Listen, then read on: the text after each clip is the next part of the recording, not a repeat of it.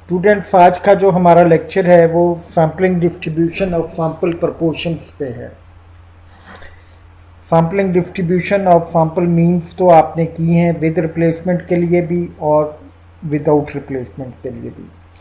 ये मैं with replacement के लिए करूँगा और विदाउट रिप्लेसमेंट के लिए आपको एग्जांपल दे दूँगा जो आप खुद कर सकेंगे। तो उसमें थोड़ा सा फ़र्क होता है कि सैम्पल बनाने का तरीका डिफरेंट होता है या एंड पे जाके आपने वेरिफिकेशन करनी होती है, जो आगे मैं आपके साथ डिस्कस करूँगा।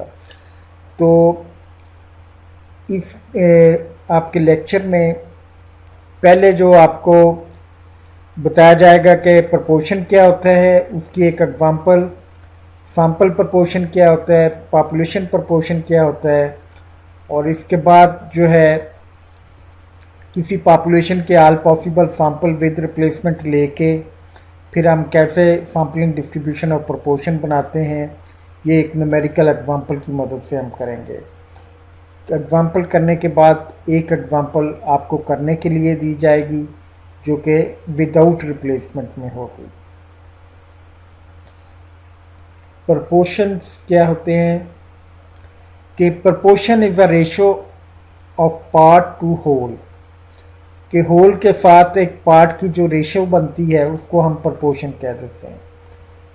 कि सपोज जैसे एग्जांपल दी गई है, if a class have 10 male 20 female students then proportion of male will be 10/30, क्योंकि टोटल आपका 30 है और मेल का प्रपोर्शन निकालना है तो पार्ट है एक टोटल का 10/30। अगर फीमेल का प्रपोर्शन निकालना है तो 20/30। अगर 20 फीमेल हैं और टोटल इनका जो है 10 और 20 30 है, कि नीचे आप टोटल लिखते हैं और जिसका प्रपोर्शन निकालना चाहते हैं वो ऊपर लिखते हैं, या फेवरेबल केस ऊपर लिखते हैं, टोटल केसेस नीचे लिखते हैं। अगर मेल के लिए निकालना है तो मेल को फेवर करने वाले 10 हैं, क्योंकि 10 मेल्स हैं तो 10/30 आ जाएगा। फीमेल के लिए निकालना है तो फीमेल को फेवर करने वाले 20 हैं, 20/30 ये प्रपोर्शन बन जाएगा। आगे है कि अगर आपने सैम्पल प्रपोर्शन निकालना है तो उसका फार्मूला क्या होता है, वो x/n। तो सैम्पल के अंदर जितने भी आपके इवेंट को फेवर करने वाले एलिमेंट हैं वो ऊपर लिख देंगे, सैम्पल की तादाद जो है या सैम्पल का साइज जो है वो आप डिनोमिनेटर में रख देंगे। तो ये सैम्पल का प्रपोर्शन हो जाएगा। कि इसी तरह पॉपुलेशन का प्रपोर्शन निकालना है, पॉपुलेशन के अंदर जितने एलिमेंट फेवर करने वाले हैं किसी एक कैटेगरी को वो ऊपर लिख देंगे और जितने टोटल एलिमेंट हैं वो नीचे लिख देंगे। नेक्स्ट स्लाइड पे आते हैं कि न्यूमेरिकल एग्जांपल हम करना चाहते हैं कि सैम्पलिंग डिस्ट्रीब्यूशन ऑफ प्रपोर्शन बनाने के लिए। कि जैसे आपको बताया हुआ है कि सैम्पलिंग डिस्ट्रीब्यूशन बनाने के लिए ऑल पॉसिबल सैम्पल लेते हैं। सैम्पल लेने के बाद जिस चीज़ का प्रपोर्शन निकालना हो वो स्टैटिस्टिक्स हर सैम्पल से निकाला जाता है, फिर उसकी एक प्रोबेबिलिटी डिस्ट्रीब्यूशन बनाई जाती है जिसको हम सैम्पलिंग डिस्ट्रीब्यूशन का नाम देते हैं। तो फिर उसका मीन और वेरिएंस निकाल के उसको वेरीफाई किया जाता है। ये क्वेश्चन है कि for population having element 1 2 3 4 take all possible samples of 5 2 with replacement and make sampling distribution of P hat. पहले sampling distribution of X bar आपने निकाली थी, अब यहाँ वो पी हैट कह रहा है। पी हैट से मुराद सैम्पल प्रपोर्शन। अगर हैट डाल दें तो सैम्पल प्रपोर्शन, अगर हैट ना हो तो वो पॉपुलेशन प्रपोर्शन के लिए नोटेशन यूज़ की जाती है।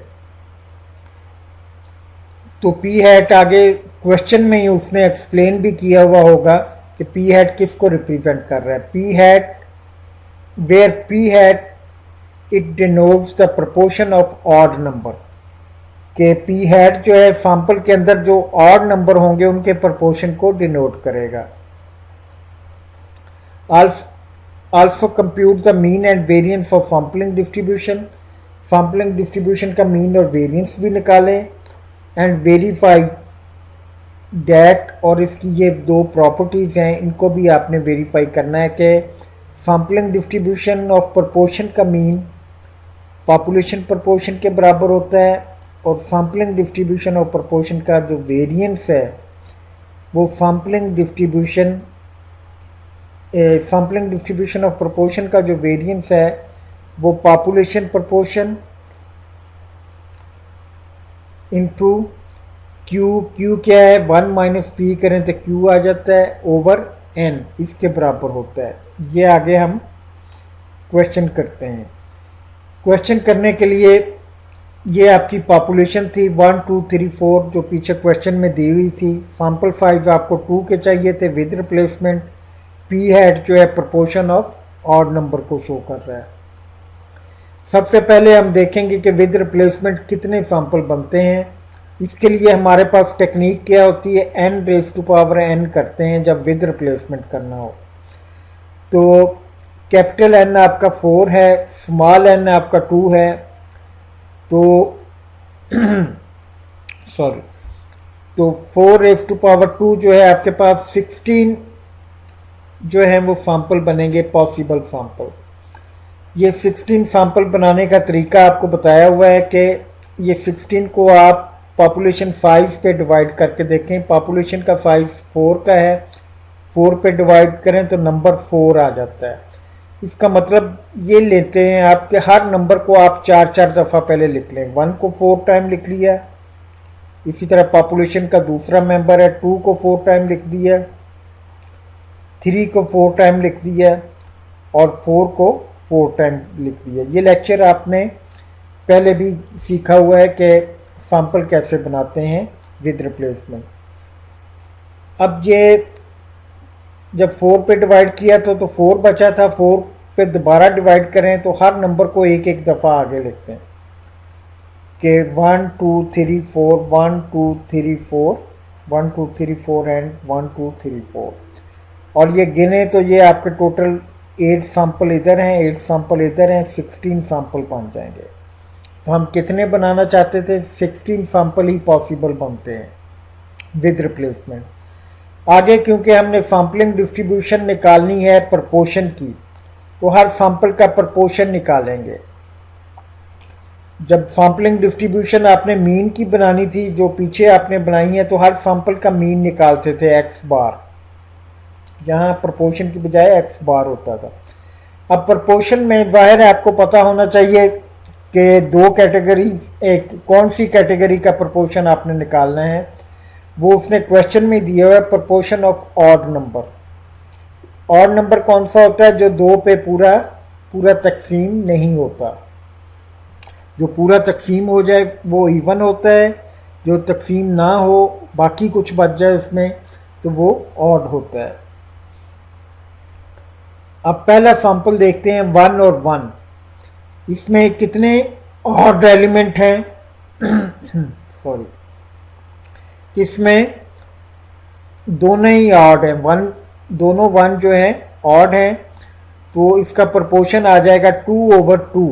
2/2 क्यों आएगा, 2 फेवरेबल केस हैं ऑड को फेवर करने वाले, और टोटल केस भी आपके 2 हैं। तो क्योंकि सैंपल साइज आपका 2 का है तो 2/2 को हम 1 लिख देंगे। नीचे आ जाते हैं, नीचे क्या है कि एक 1 है एक 2 है, इसमें ये आपका ऑड है जबकि 2 जो है इवन है। इवन क्यों है, क्योंकि ये 2 पे पूरा तकसीम हो जाता है। इसका मतलब कि एक ऑड है और आपने ऑड का ही प्रोपोर्शन निकालना है, प्रोपोर्शन ऑफ ऑड नंबर। तो एक फेवर करने वाला है, टोटल 2 है, टोटल 2 हर केस में ही रहेंगे क्योंकि 2 के सैंपल लिए हुए हमने। तीसरे में आते हैं, इसमें दोनों ही ऑड है, 1 भी ऑड होता है 3 भी ऑड होता है, तो ये 2/2 आ जाएगा या 1 के बराबर आ जाएगा।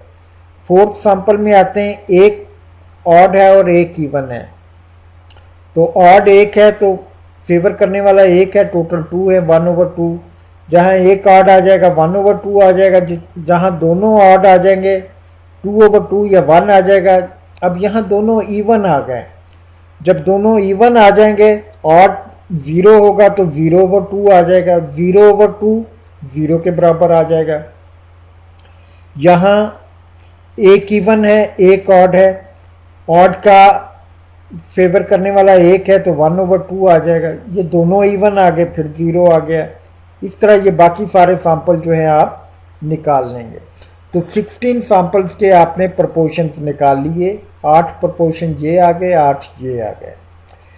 ये प्रपोर्शंस निकाल के आपने इनकी आगे जो है एक प्रोबेबिलिटी डिस्ट्रीब्यूशन या फ्रीक्वेंसी डिस्ट्रीब्यूशन बना के उसको आगे सैम्पलिंग डिस्ट्रीब्यूशन में कन्वर्ट करना है। नेक्स्ट देखते हैं कि वो हम कैसे करते हैं। ये देखें कि ये मैंने sampling distribution of sample proportion P hat बनाई है। इसमें अब हमारा जो वेरिएबल चलेगा या स्टेटिस्टिक्स चलेगा वो पी हैट होगा। जैसे पहले आपने क्वेश्चन किए थे उसमें एक्स बार यहाँ लिखा होता था, तो पी हैट क्योंकि सैम्पल का प्रपोर्शन है और इसी की हम डिस्ट्रीब्यूशन बनाना चाहते हैं। पहले हम एक्स बार की बना रहे होते थे तो यहाँ एक्स बार लिख देते थे। तो पी हैट पीछे आपने जैसे निकाले हैं 16, ये पी हैट आपने निकाले हैं। इन पी हैट्स को या प्रपोर्शंस को देखें, एक एक दफ़ा लिख लें कि 0 है, 1 है और 1/2 है। तो आपने क्या किया कि इनको एक एक दफ़ा लिख लिया, पी हैट की वैल्यू को 0, 1/2 और 1। जैसे पहले मीन को एक एक दफ़ा लिख के आगे उनकी फ्रीक्वेंसी लिखते थे। अब फ्रीक्वेंसी के कॉलम में क्या होता है, तादाद आपने लिखनी होती है। 0 को फेवर करने वाले कितने हैं। अब ये देखें कि प्रोपोर्शन में 0 कितनी दफ़ा आता है, 1, 2, 3 एंड 4 टाइम। तो आपने 0 के सामने जो है 4 लिख दिया। इसी तरह 1/2 देखें कि 1/2 कितनी दफ़ा आता है प्रोपोर्शन में, 1, 2, 3, 4, 5, 6, 7, 8 टाइम। तो आपने क्या किया कि यहाँ 8 आगे लिख दिया। नेक्स्ट देखें कि 1 कितनी दफ़ा आता है, 1, 2, 3 एंड 4 टाइम 1 आ रहा है। बाद लोग टैली लगा के फिर जो है फ्रीक्वेंसी बनाते हैं, वो भी आप कर सकते हैं। ज़्यादा वैल्यू हो तो टैली के साथ आप पहले लगा लें निशान, फिर फ्रीक्वेंसी बनाएं, जैसे फ्रीक्वेंसी डिस्ट्रीब्यूशन बनाई जाती है। पर 1 4 टाइम आ गया। इनका टोटल करें तो 16 बनता है। ये 16 क्यों बनता है, क्योंकि आपके टोटल सैंपल भी 16 थे। ये जितने आपके सैंपल होंगे टोटल उतना ही आना चाहिए। फ्रीक्वेंसी का टोटल जब समेशन है उतना ही आना चाहिए। अगर कम हो या ज़्यादा हो तो इसका मतलब कि आपने कहीं गड़बड़ की है। तो नेक्स्ट कॉलम में आपने प्रोबेबिलिटी कॉलम होता है कि आपने प्रोबेबिलिटी लिखनी होती है। वो कैसे लिखते हैं कि हर फ्रीक्वेंसी को टोटल फ्रीक्वेंसी पे डिवाइड करते जाएं। 4 divided by 16, 8 divided by 16, 4 divided by 16, ये वाला 16 जो है ये 16/16 इक्वल टू 1 आ जाएगा। कि ये आपने प्रोबेबिलिटी डिस्ट्रीब्यूशन में भी पढ़ा होगा कि sum of probability always equal to 1। ये हमेशा तीसरे कॉलम का टोटल 1 के बराबर ही आएगा। अब नेक्स्ट कॉलम बनाते हैं expected value of P hat निकालने के लिए। Expected value of P hat आपको पता है कि सैम्पलिंग डिस्ट्रीब्यूशन का मीन भी होता है। जैसे एक्सपेक्टेड वैल्यू ऑफ एक्स बार जो थी, चौथा कॉलम का टोटल जो है पीछे आपने निकाली, वो सैम्पलिंग डिस्ट्रीब्यूशन का मीन कहलाता था। तो ये भी चौथे कॉलम का जो टोटल होगा सैम्पलिंग डिस्ट्रीब्यूशन का मीन कहलाएगा। वो कैसे निकालेंगे कि पहले और तीसरे कॉलम को आपस में वर्ग दें। पहले में वैल्यू 0 है, तीसरे में 4/16 है। दोनों जब मल्टीप्लाई होंगे आंसर उसका 0 आ जाएगा। इसी तरह पहले कॉलम की दूसरी वैल्यू 1/2 है और तीसरे कॉलम की दूसरी वैल्यू 8/16 है। इन दोनों को वर्ग देंगे, ये 2 इस 8 के साथ कट के 4 बन जाएगा, ये 4/16 आ जाएगा। कोशिश करते हैं कि डिनोमिनेटर सेम रखें ताकि एंड पे ऐड करने में आपको आसानी हो। तो ये 4/16 आ गया। क्या कर रहे हैं हम कि पहले और तीसरे कॉलम को वर्ग देते हैं और चौथा कॉलम हमारा बन जाता है। अब पहले कॉलम की तीसरी वैल्यू और इसके सामने तीसरे कॉलम की तीसरी वैल्यू, दोनों को वर्ब दें, 4/16 आ जाएगा। इनको जब ऐड किया तो ये 8/16 आ गया। 8/16 को आप 1/2 भी लिख सकते हैं। ये expected value of P hat आ गई, या mean of the sampling distribution आ गया, जो आगे भी हम देखेंगे कि कैसे इसको आप उसमें वैल्यू में पुट करते हैं। नेक्स्ट है आपके पास कि वेरिएंस के लिए आपने expected value of P hat square निकालना होता है। वेरिएंस के लिए expected value of P hat square, जो भी आपका वेरिएबल होता है, जब यहाँ एक्स बार थी तो expected value of X bar square आपने निकाला था। अब वेरिएबल आपका पी हैट है या स्टैटिस्टिक पी हैट है, तो पी हैट स्क्वायर जो है वो आपने ये निकालना है, expected value of P hat square. ये कैसे निकलेगा कि चौथे और पहले कॉलम को आपस में ज़रब दे दें। 0 को 0 से ज़रब दी, 0 आ गया है। 1/2 को 4/16 से ज़रब दी, ये 2 इस 4 के साथ कट के 2 रह जाएगा, 2/16 आ गया। 1 को 4/16 से ज़रब दी, ये 4/16 आ गया। इनका टोटल किया, क्योंकि डिनोमिनेटर सेम था, ऊपर वाली वैल्यूज़ को ऐड कर लिया या न्यूमरेटर्स को ऐड कर लिया, तो 6/16 आ गया। तो ये आपके पास expected value of P hat square आ जाएगी। ये वैल्यूज आपने निकालनी, सैम्पलिंग डिस्ट्रीब्यूशन आपने बना ली। आगे हमारा मरहला आता है कि मीन और वेरिएंस निकालने का। मीन और वेरिएंस ऑफ सैम्पलिंग डिस्ट्रीब्यूशन आप निकालना चाहते हैं तो मीन आपको पता है म्यू पी हैट से डिनोट किया जाएगा। अगर प्रोपोर्शन होगा तो म्यू पी हैट, जैसे पहले आप एक्स बार के लिए निकालते थे तो यहाँ एक्स बार लिखा होता था। अब वो कहता है कि इसकी पहली प्रॉपर्टी ये है कि म्यू पी हैट जो है वो आपने निकालना है सैम्पलिंग डिस्ट्रीब्यूशन का मीन। तो ये म्यू पी हैट या expected value of P hat होता है, या summation P hat into F of P hat होता है। ये आपने देखा कि चौथे कॉलम का टोटल जो था 8/16 बनता था। ये अभी आप देख लें कि ये 8/16, और यही हमने यहाँ लिख दिया 8/16, क्योंकि आपको पहले बताया मैंने कि ये 8/16 क्या है, summation P hat into F of P hat. तो हमने हमारा फार्मूला क्या कहता है कि summation P hat into F of P hat चाहिए 8/16 इक्वल टू 1/2 आ जाएगा। इसी तरह वेरिएंस आपने निकालना है। वेरिएंस क्या होता है कि जो आपका स्टैटिस्टिक्स है उसके स्क्वायर की expectation minus expected value of mean, कि जो पीछे आपने मीन निकाला उसकी एक्सपेक्टेड वैल्यू लेके उसका स्क्वायर लेना होता है। मीन 1/2 निकाला था, वो 1/2 इधर आपने लिख दिया। ये वैल्यू जो है ये आपने पांचवें कॉलम में निकाली है, expected value of P hat square. पीछे जो सैम्पलिंग डिस्ट्रीब्यूशन बनाई है इसके पांचवें कॉलम में ये वैल्यू निकाली, ये 6/16 आती है। तो ये वैल्यू उठा के हमने इधर लिख दी। इसको हल करते गए कि 6/16 ये मीन जो था ये 1/2 था, इसका स्क्वायर बाहर है, 1/4 हो गया, ये 6/16 आ गया। अगर इनके वो सेम करें आप डिनोमिनेटर, तो इसे 4 से ज़रब दें ऊपर भी नीचे भी, तो ये 4/16 बन जाता है। या आप कैलकुलेटर की मदद से कर लें तो ये 2/16 बन जाएगा, या 1/8 आपके पास वैल्यू आ जाएगी। 1/8 क्या होगा, variance of the sampling distribution, और 1/2 क्या होगा, mean of the sampling distribution. अब ये स्टेप भी हमने कर लिया, मीन और वेरिएंस ऑफ सैम्पलिंग डिस्ट्रीब्यूशन जो है वो कैलकुलेट कर लिया। इसके बाद नेक्स्ट काम हमने क्या करना है कि वेरिफिकेशन करनी है अपने इन प्रॉपर्टीज़ की। तो जो क्वेश्चन में दी हुई थी कि वेरीफाई करें कि म्यू पी हैट पी के बराबर है और sigma square P hat P Q over N के बराबर है। ये करने के लिए म्यू पी हैट तो अभी आपने पीछे ही निकाला है, सैम्पलिंग डिस्ट्रीब्यूशन का मीन है।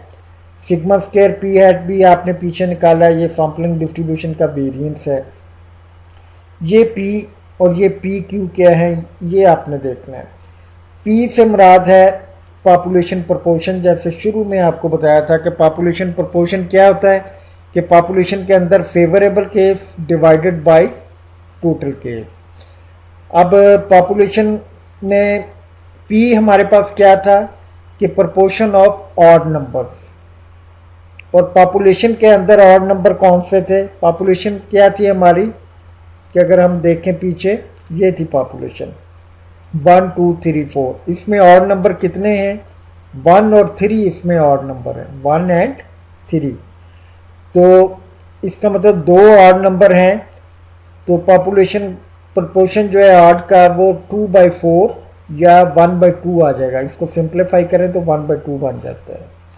ये पॉपुलेशन प्रोपोर्शन को आप पी से, और जबकि सैंपल प्रोपोर्शन को पी हैट से बाहर करते हैं, ये याद रखें। और क्यू क्या होता है कि ये 1 माइनस पी होता है, कि 1 में से अगर p की वैल्यू माइनस कर दी जाए तो q बन जाता है। 1 में से अगर हाफ माइनस कर दिया जाए तो फिर बाकी आपके पास हाफ ही बच जाएगा। बाई चांस यहाँ q भी 1/2 आ गया। अब हम वेरीफाई करते हैं। म्यू पी हैट आपने निकाला, पीछे स्लाइड में म्यू पी हैट निकाला, ये 1/2 था। इसी तरह सिग्मा स्क्वायर पी हैट निकाला, ये 1/8 था। तो म्यू पी हैट की जगह 1/2, सिग्मा स्क्वायर पी हैट की जगह 1/8 लिख दिया। अब हमने राइट हैंड साइड देखनी कि ये इसके बराबर आती है कि नहीं आती। अब पी अभी हमने निकाला है, पॉपुलेशन प्रोपोर्शन पी जो है इक्वल टू 1/2, तो इसका मतलब दोनों साइड्स बराबर आ गई, left hand side and right hand side. पहली प्रॉपर्टी हमारी वेरीफाई हो गई। दूसरी प्रॉपर्टी क्या कहती है कि 1/8 इधर तो हमने बनाया हुआ है, इधर भी 1/8 आना चाहिए। ये देखते हैं बनता है कि नहीं बनता। ये p की वैल्यू क्या है? 1/2, ये लिख दी हमने। q की वैल्यू क्या है? 1/2, ये भी लिख दी हमने। n कितना है? 2 है, क्योंकि n क्या होता है? Sample size. सैंपल साइज 2 का था, स्मॉल n जो है, क्योंकि ये आपकी लाइन के नीचे है, यह डिनोमिनेटर में है तो ये नीचे लिख दिया 2। ये 3 2 हो गए, ऊपर 1, और ये 3 2 जब आप आपस में मल्टीप्लाई होंगे 2 × 2 × 2 ये 8 आ जाएगा। तो इसका मतलब ये भी 1/8 और ये साइड भी आपकी 1/8। ये भी राइट हैंड साइड और लेफ्ट हैंड साइड दोनों बराबर आ गई, तो ये वेरिफिकेशन भी आपकी कंप्लीट हो गई, या आपकी प्रॉपर्टी जो है ये वेरीफाई हो गई। इस तरीके से ये सैम्पलिंग डिस्ट्रीब्यूशन ऑफ प्रोपोर्शन का क्वेश्चन बनता है, और इसकी सैम्पलिंग डिस्ट्रीब्यूशन बनाने के बाद इसकी प्रॉपर्टीज़ को आप जो है वेरीफाई कर पाते हैं। नेक्स्ट आ गया जो काम आपने करना है। आपने क्या करना है कि यहाँ पॉपुलेशन 5 एलिमेंट्स की 1 2 3 4 5, इसके सैंपल लेने हैं। मैंने तो विद रिप्लेसमेंट लिए, आपने यहाँ लेने विदाउट रिप्लेसमेंट। विदाउट रिप्लेसमेंट का तरीक़ेकार आपको बताया हुआ है, या आप पिछले लेक्चर जो हैं उनमें देख सकते हैं कि विदाउट रिप्लेसमेंट सैम्पलिंग कैसे बनते हैं। सैंपल बनाने के बाद आपने प्रोपोर्शन निकालने। यहाँ प्रोपोर्शन किसका निकालना है कि ये उसने डिफाइन किया हुआ पी हैट को, where P hat denotes the proportion of even number. जो मैंने एग्जांपल करवाई थी उसमें ऑड नंबर निकाला था, यहाँ इवन का प्रोपोर्शन निकालना। याद रहे कि इवन नंबर कौन सा होता है? जो 2 पे पूरा पूरा तकसीम हो सकता है। जैसे 2 है, 4 है, ये इवन नंबर है। 1 3 एंड 5 जो है ये ऑड नंबर है। पहली एग्जांपल जो मैंने करवाई वो ऑड नंबर से रिलेटेड थी, उसमें ऑड नंबर का प्रोपोर्शन आपने देखना था, यहाँ इवन नंबर का। ये देखने के बाद आपने तमाम सैंपल बनाने हैं, सैंपल्स के प्रोपोर्शन निकालने हैं यहाँ इवन नंबर के, फिर सैम्पलिंग डिस्ट्रीब्यूशन बनानी है, उसका मीन और वेरिएंस निकालना है। मीन को यहाँ लिखना है, वेरिएंस को यहाँ लिखना है। पॉपुलेशन का मीन या पॉपुलेशन का प्रोपोर्शन निकालना है इवन नंबर का।